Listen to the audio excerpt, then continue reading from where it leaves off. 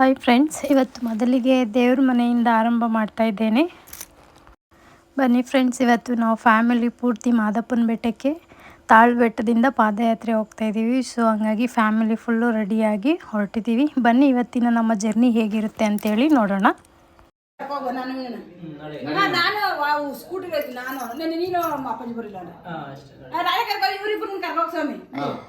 ನಾನು ಇನ್ನ ಸಣ್ಣ ಸ್ಕೂಟಿಗೆ ಹೋಗ್ತೀವಿ. ನೀವು ಮೂಜೆ ಲಾಸ್ಟ್ ಬನ್ನಿ ಬನ್ನಿ. ಅಣ್ಣ ಅಪ್ಪಾಜಿ ಅಷ್ಟೊತ್ತು ಗಂಟೆ ಹೇಳಿದ್ದು. ಅಣ್ಣ ಹೇಳಿದ ಅದೇ ನಾನು ಬರ್ಸ್ಕೊಡ ಆಯ್ತು. ಎಲ್ಲ ಪರ್ಸು ಗಿರ್ಸು ಎಲ್ಲ ನಿಲಕ 100 ರೂಪಾಯಿ ಚೇಂಜ್ ಕೊಡಕ್ಕೆ ಕೊಟ್ಟನು. ಇಲ್ಲ ಏ ಚೇಂಜ್ ಕೊಡ್ರಿ ಯಾರು ಪಾರ ಕೊಡಪ್ಪ.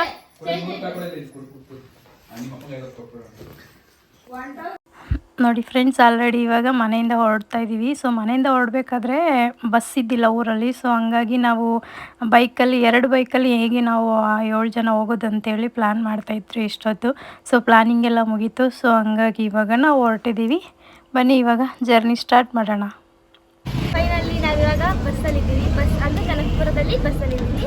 ಇಲ್ಲಿಂದ ನಾವು ಕೊಳ್ಳೇಗಾಲಕ್ಕೆ ಹೋಗಿ ಕೊಳ್ಳೇಗಾಲದಿಂದ ತಾಳ್ಬೆಟ್ಟಕ್ಕೆ ಬಸ್ಸಲ್ಲಿ ಹೋಗ್ತೀವಿ. ಹೋಗ್ತೀವಿ ನಾನು, ಮಮ್ಮಿ, ಪಪ್ಪ, ಅಣ್ಣ, ಅಪ್ಪಾಜಿ, ಅಕ್ಕ ಹಿಂದೆ ಇದ್ದಾಳೆ.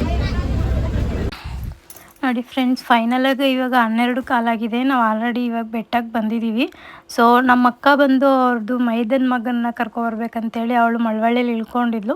ಸೊ ಇವಾಗ ಅವಳು ಬರಬೇಕಂತೇಳಿ ನಾವಿಲ್ಲಿ ಬೆಟ್ಟದಲ್ಲಿ ಬಂದು ಧೂಪ ಎಲ್ಲ ಹಾಕ್ಕೊಂಡು ಅವರಿಗೋಸ್ಕರ ವೆಯ್ಟ್ ಮಾಡೋಣ ಅಂಥೇಳಿ ವೆಯ್ಟ್ ಮಾಡ್ತಿದ್ದೀವಿ. ಸ್ವಲ್ಪ ಬಿಸಿಲಿದೆ. ಸೊ ಇವಾಗ ಬೆಟ್ಟಕ್ಕೆ ಹತ್ತಕ್ಕಾಗಲ್ಲ, 3 ಗಂಟೆ ಮೇಲೆ ಹೊರಡೋಣ ಅಂತೆಲ್ಲ ರೆಸ್ಟ್ ಮಾಡ್ತಾ ಕೂತ್ಕೊಂಡಿದ್ದೀವಿ. ಇವಾಗ ಫೈನಲ್ ಆಗಿ ನಾವು ತಾಳ್ಬೆಟ್ಟದಲ್ಲಿದ್ದೀವಿ. ಬಂದು ತುಂಬ ಹೊತ್ತಾಯಿದ್ರು, ಆದರೆ ವೀಡಿಯೋ ಮಾಡೋಕ್ಕಾಗಿಲ್ಲ ಯಾಕಂದರೆ ಟೈಮ್ ಸಿಕ್ಕಿಲ್ಲ. ಸೊ ಇವಾಗ ನಮ್ಮ ದೊಡ್ಡಮ್ಮಗೋಸ್ಕರ ಕಾಯ್ತಾ ಇದ್ದೀವಿ. ಫೈನಲ್ ಆಗಿ ನಮ್ಮ ದೊಡ್ಡಮ್ಮ ಬಂದರೆ ಇವಾಗ ನಾವು ಬೆಟ್ಟಕ್ಕೆ ಹತ್ತಿದ್ದೀವಿ. ನೋಡಿ ಫ್ರೆಂಡ್ಸ್, ಅಕ್ಕಗೆ ವೆಯ್ಟ್ ಮಾಡ್ತಿದ್ವಿ. ಸೊ ಅಕ್ಕ ಬಂದರು, ಹಂಗಾಗಿ ನಾವು ಹೊರಡೋಣ ಅಂಥೇಳಿ ಎಲ್ಲರೂ ನಮ್ಮ ಬ್ಯಾಗನ್ನು ಹಾಕ್ಕೊಂಡು ಹೊರಟಿದ್ದೀವಿ. ಯಾಕಂದರೆ ಇಲ್ಲಿ ತುಂಬ ಲಗೇಜ್ನ ತೊಗೊಂಡು ಹೋಗ್ಲಿಕ್ಕಾಗಲ್ಲ. ಅವ್ರವ್ರದ್ದು ಬ್ಯಾಗನ್ನು ಅವರವರೇ ಹಾಕೋಬೇಕಂತ ಹೇಳಿದರು ಅಕ್ಕ. ಸೊ ಹಂಗಂತೇಳಿ ಎಲ್ಲರೂ ನಮ್ಮ ಬ್ಯಾಗನ್ನ ನಾವು ತೊಗೊಂಡು ಹೊರಡ್ತಾ ಇದ್ದೀವಿ. ಇವಾಗ ನಾವು ಪಾದಯಾತ್ರೆಗೆ ಹೋಗ್ತಾ ಇದ್ದೀವಿ.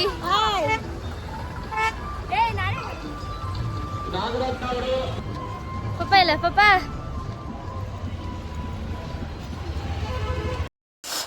ನೋಡಿ ಫ್ರೆಂಡ್ಸ್, ನನ್ನ ಇಷ್ಟು ವರ್ಷದ ಸರ್ವೀಸಲ್ಲಿ ಇದು ನನ್ನ ಮೊದಲನೇ ವರ್ಷ ಮಾದಪ್ಪನ ಬೆಟ್ಟಕ್ಕೆ ನಡ್ಕೊಂಡು ಹೋಗ್ತಾ ಇರೋದು ತಾಳ್ಬೆಟ್ಟದಿಂದ.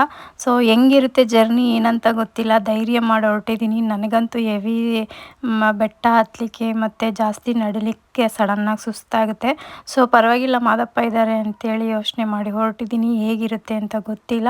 ಮೊದಲಿಗೆ ಇಲ್ಲಿ ಚಿಕ್ಕದಾಗಿ ದೇವಸ್ಥಾನಗಳು ಸಿಗ್ತಿದ್ವು. ಅಲ್ಲೆಲ್ಲ ಧೂಪ ಗೀಪ ಹಾಕ್ಕೊಂಡು ಅವರಿಗೆ ಕೈ ಮುಗಿದು, ಫಸ್ಟಿಗೆ ವಿಘ್ನೇಶ್ವರ, ನೆಕ್ಸ್ಟ್ ಬಸವೇಶ್ವರ ಇದ್ದರು, ಅವರಿಗೆಲ್ಲ ಕೈ ಮುಕ್ಕೊಂಡು ಹೊರಟಿದ್ದೀವಿ.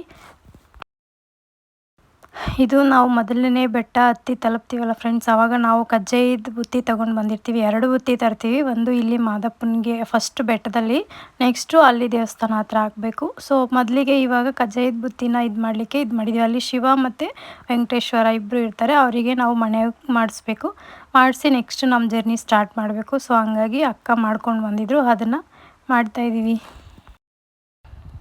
ಸೊ ಫೈನಲಾಗಿ ಇಲ್ಲೆಲ್ಲ ಇದನ್ನು ಮುಗಿಸ್ಕೊಂಡು ನಾವು ನೆಕ್ಸ್ಟು ಇನ್ನೂ ಒಂದು ಆನೆ ಹಳ್ಳ ಇಳಿದು ಆನೆ ದಿಬ್ಬ ಹತ್ತಬೇಕು. ನಾವು ಅಲ್ಲಿಗೆ ಹತ್ತಿದ್ರೆ ನೆಕ್ಸ್ಟು ಹತ್ತೋದೇನಿರಲ್ಲ, ಬರೀ ಇಳಿಯೋದು ಮಾತ್ರ ಇರುತ್ತಂತೆ.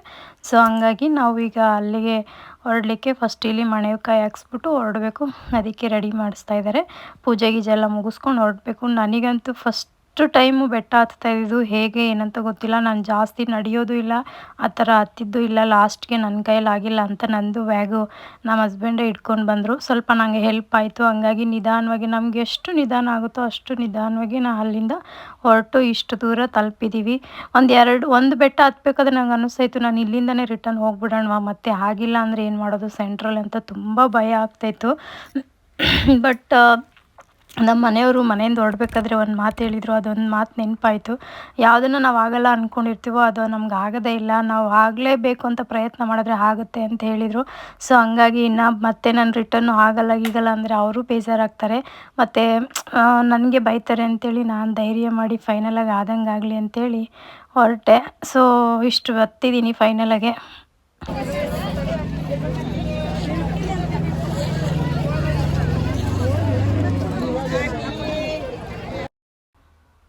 ನೋಡಿ ಫ್ರೆಂಡ್ಸ್, ಆನೆ ಹಳ್ಳ ಇಳಿದು ಆನೆ ದಿಬ್ಬಕ್ಕೆ ಹತ್ತಿದ್ದೀವಿ. ಇದು ಹತ್ತೋದ್ರಲ್ಲಿ ಇದು ಲಾಸ್ಟ್ ಫೈನಲು.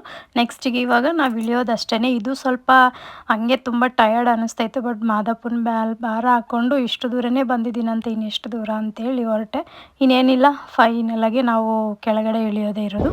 ಇದೆಲ್ಲ ಡೌನು ನೋಡಿ. ಇಲ್ಲಿ ನಿಂತ್ಕೊಂಡು ನೋಡಿದ್ರೆ ಮಾದಪ್ಪನ ದೇವಸ್ಥಾನ ಕಾಣಿಸಿದೆ. ನಾವು ಅಲ್ಲಿ ಬೆಟ್ಟ ಹತ್ತಿ ಬಂದು ಆನೆ ದಿಬ್ಬ ಅಲ್ಲಿ ನಿಂತ್ಕೊಂಡ್ರೆ ಫೈನಲಾಗಿ ಮಾದಪ್ಪನ ಬೆಟ್ಟ ಹೆಂಗಿದೆ ಅಷ್ಟು ಚೆನ್ನಾಗಿ ಕಾಣುತ್ತೆ. ಅದು ಬೇರೆ ಸಂಜೆ ಆಗಿತ್ತಲ್ಲ, ಒಂದು 6:30 ಆಗಿತ್ತು. ಸೊ ಹಂಗಾಗಿ ತುಂಬ ಚೆನ್ನಾಗಿ ಕಾಣಿಸ್ತಾ ಇತ್ತು. ಸಿಂಪಲಾಗಿ ಒಂದು ಫೋಟೋ ವಿಡಿಯೋ ಹಾಕ್ಕೊಂಡು ಅಲ್ಲಿಂದ ಹೊರಟ್ವಿ ಎಲ್ಲರೂ. ಫೈನಲ್ ಆಗಿ ಇವಾಗ ನಾವು ದೇವಸ್ಥಾನದಲ್ಲಿದ್ದೀವಿ. ದೇವಸ್ಥಾನ ಆ್ಯಕ್ಚುಲಿ ಪಾದಯಾತ್ರೆ ಮಾಡ್ಕೊಂಡು ಬರೋರಿಗೆ ಫಸ್ಟಿಗೆ ಫ್ರೆಂಡ್ಸ್ ಅಲ್ಲೇ ನಾವು ಎಲ್ಲಿ ಯಾವ ದಾರಿನಲ್ಲಿ ನಡ್ಕೊಂಡು ಬರ್ತೀವೋ ಅದೇ ಕಡೆ ಗೇಟಲ್ಲಿ ನಮಗೆ ದಾರಿ ಮಾಡಿ ದೇವ್ರ ದರ್ಶನಕ್ಕೆ ಬಿಡ್ತಾ ಇರ್ತಾರೆ. ಅಂದರೆ ಸಂಜೆ ಆಗಿತ್ತು, ತುಂಬ ಜನ ಇದ್ದರು. ಸೊ ಹಂಗಾಗಿ ನಾವು ಸ್ವಲ್ಪ ಅಕ್ಕವರೆಲ್ಲ ಬರಲಿ, ಒಂದು 10 ಗಂಟೆ ಮೇಲೆ ದರ್ಶನ ಮಾಡೋಣ ಅಂಥೇಳಿ ನಾವು ಸ್ಟೇ ಆಗಲಿಕ್ಕೆ ಜಾಗ ಎಲ್ಲಿದೆ ಅಂತೇಳಿ ಹುಡ್ಕೊಂಡು ಅಲ್ಲಿ ಹೋದ್ವಿ. ದೇವಸ್ಥಾನ ಮುಂದೆಗಡೆನೇ ನಮಗೆ ಜಾಗ ಸಿಕ್ತು. ನಾವು ಸ್ವಲ್ಪ ಹೊತ್ತು ರೆಸ್ಟ್ ಮಾಡಿ ಆಮೇಲೆ 10 ಗಂಟೆ ಮೇಲೆ ದರ್ಶನಕ್ಕೆ ಹೋಗೋಣ ಅಂಥೇಳಿ ಬಂದು ವೆಯ್ಟ್ ಮಾಡ್ತಿದ್ದೀವಿ ಫ್ರೆಂಡ್ಸ್. ಓಕೆ ಬನ್ನಿ, ಇವಾಗ ನಾವು ನೆಕ್ಸ್ಟ್ ದರ್ಶನಕ್ಕೆ ಹೋಗಬೇಕು.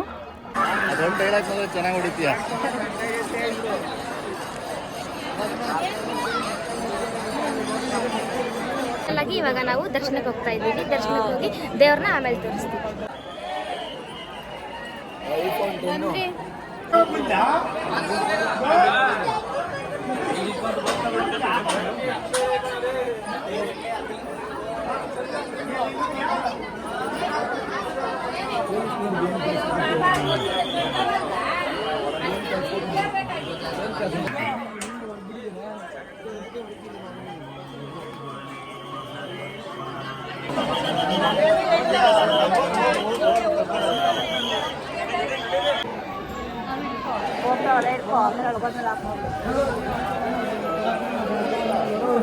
ಇಲ್ಲಿ ನೋಡು ಚಿನ್ನ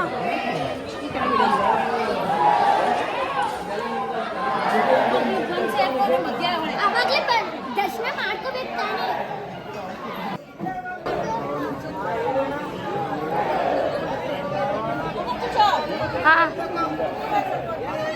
ಇವಾಗ ನಮ್ಮ ದರ್ಶನ ಆಯಿತು.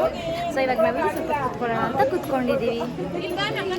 ಎಲ್ಲರೂ ಕೂತಿದ್ದಾರೆ. ನಮ್ಮದು ಸ್ವಲ್ಪ ನಾವು ಇಲ್ಲೇ ಕೂತಿದ್ದೀವಿ.